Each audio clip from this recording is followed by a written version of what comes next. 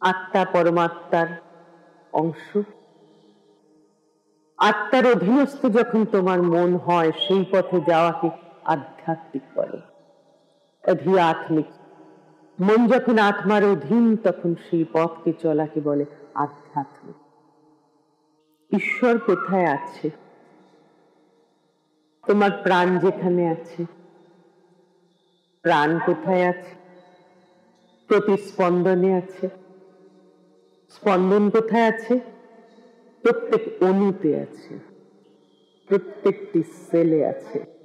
তাই তোমার শরীরে যেখানেই তুমি টেপো, সেখানে দপদপ করবে, স্পন্দন হবে।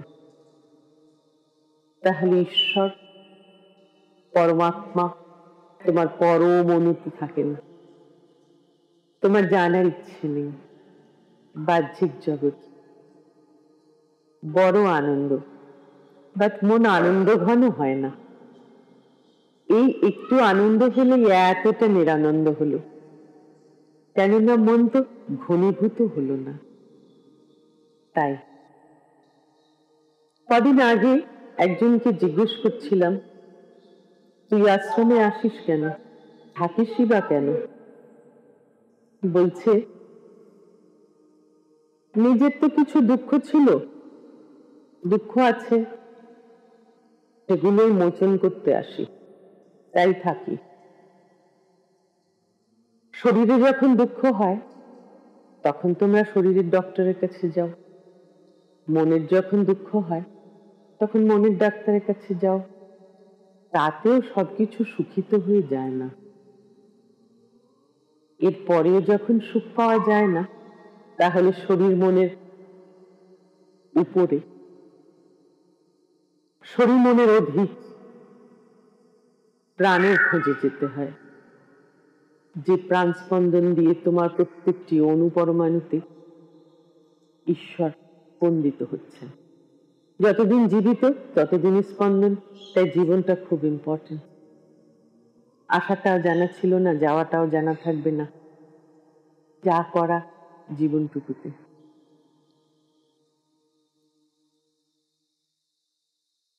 চিত্ত দূষণ,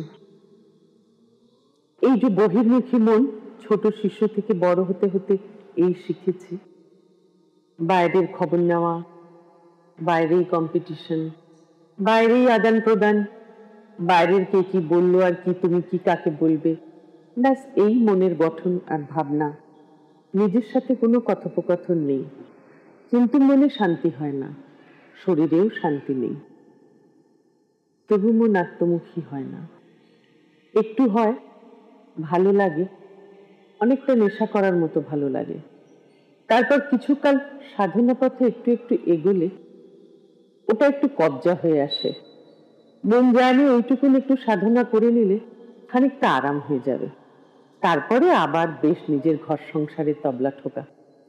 ওটাই যে ভালো লাগে, ওটাই যে অভ্যাস হচ্ছে। ভালো লাগা মন্দ লাগা অ্যাকচুয়ালি তোমার ঠিক জানা নেই। অভ্যাসের দাসত্ব করে মন। তাই ওর বাইরে কিছু জানে না, জানতেও চায় না। তাই চিত্ত দূষণ একমাত্র কারণ তোমার মন এবং শরীর খারাপ হওয়ার, একমাত্র কারণ। যেমন তোমার প্রাণ স্পন্দন স্পন্দিত হওয়া একমাত্র কারণ তোমার জীবিত থাকা, একমাত্র কারণ।